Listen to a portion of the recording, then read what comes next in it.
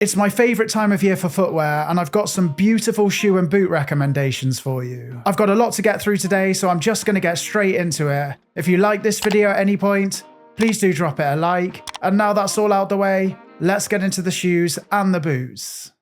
So let's start off with a boot that's getting a lot of attention at the moment, the Legacy Cameon boot. This boot seems to be everywhere online, but for good reason. It's clean, simple, and versatile. And I got myself a pair at the start of the year for my more smarter casual outfits, but you could easily wear them very casually too. They are on the pricier side, but they're beautifully made and they look great, so I do think they're worth the price. And when it comes to sizing, I do find these run big, so I did size down a whole size compared to my regular sneaker size. So basically I'm a 43 in Nike and Adidas and Vans, and I went for a size 42 in these. And I find these boots extremely comfortable, and because they're not too bulky or heavyweight, I think they're going to be perfect for the autumn months. If you've got any other questions about these boots or any of the boots or shoes in this video, then feel free to ask in the comments, but let's move on. Oh, and also all the boots and shoes will be linked in the description box, but now let's move on. So next up we've got the Doc Martens Adrian Tassel Loafer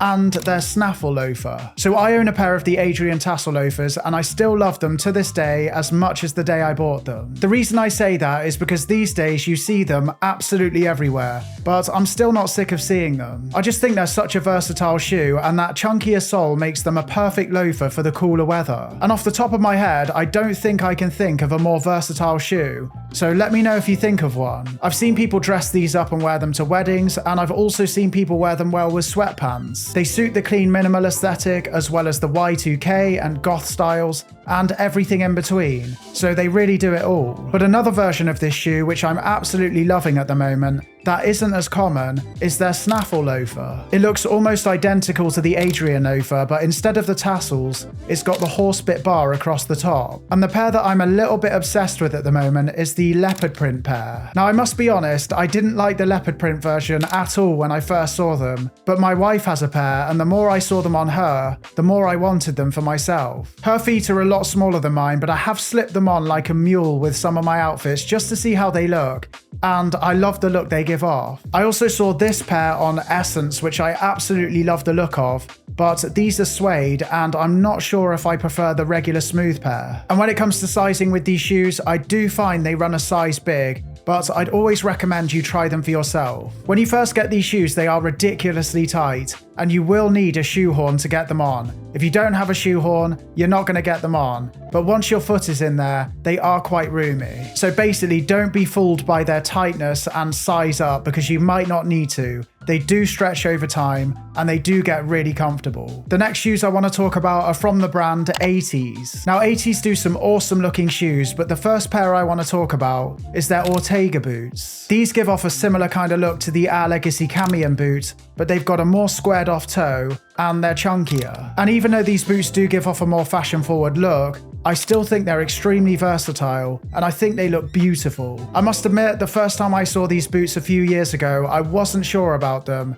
but the more I see them, the more I love them, and these days I really want to get myself a pair. And I've seen people wear these who are into all sorts of different styles, so they do seem to work with everything. And as well as these boots, I really like the look of their Nikita boots, although they're not really a style I'd wear myself right now. They are more pointy than I'd usually go for, but I saw Anders Gran on Instagram style these so well, and they looked awesome with his style. But yeah, I do think 80s are a really underrated brand, so if you want something a little bit more low-key, then definitely check them out. So next up, we've got some boots and shoes from Toga Virilis. Now this brand are starting to get quite popular online, but I've never seen a pair out in the wild, so it might just be an online thing. But anyway, let's have a look at their most popular shoe first, their hardware loafer. I love the metal detailing on their shoes, it just makes them stand out, and it gives them more of an edgy look, which I really like. And even though they do look pretty edgy, I've seen people wear these who are into all sorts of different styles, so they are very versatile. And because I wear a lot of simple pieces, a shoe with details like this on it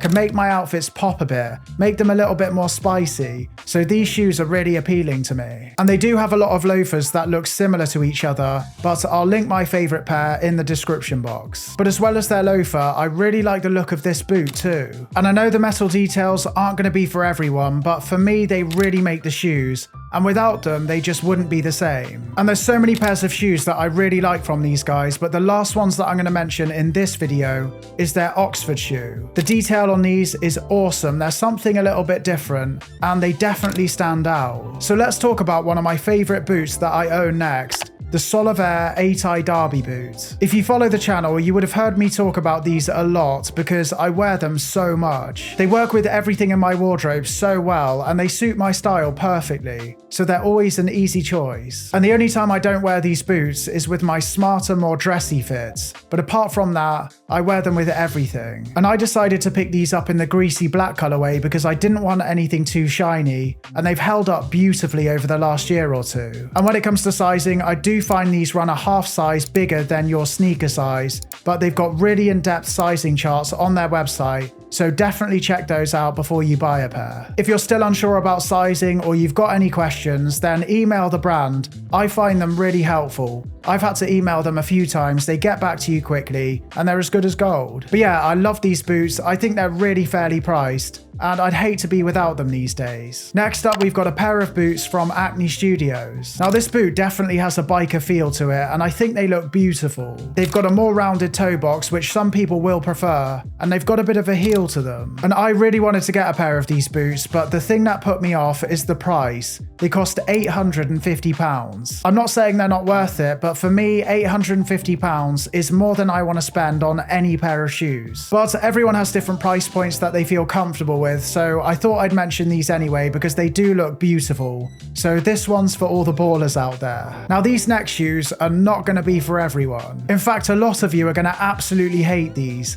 but for some reason I've always had a bit of a soft spot for creepers. And YMC just did a collaboration with George Cox on 2 pairs of creepers, and I think they look awesome. And I definitely have a bit of a thing for leopard print on shoes at the moment, and I absolutely love the leopard print design on this pair. But if the leopard print isn't for you, then these also come in all black, and George Cox also does some other colorways on his website that aren't in partnership with YMC, so check those out too. But I think creepers can look so cool if you wear them well, especially when you style them with styles that you normally wouldn't expect to see with them. Like say someone with a clean and minimal style was wearing an all black outfit, and you look down at their shoes and they're wearing a pair of these. I think that would look awesome. And I do think creepers are going to get more and more popular over the coming years, and once they're popular, everyone's going to be saying that they've always loved them. But what do you think about them? And this next boot is a really quick one because I've talked about them so much on the channel and I don't want to bore people, but it's my pair of boots from Veron. So yeah, if you're looking for a combat style boot that's a little bit more fashion forward,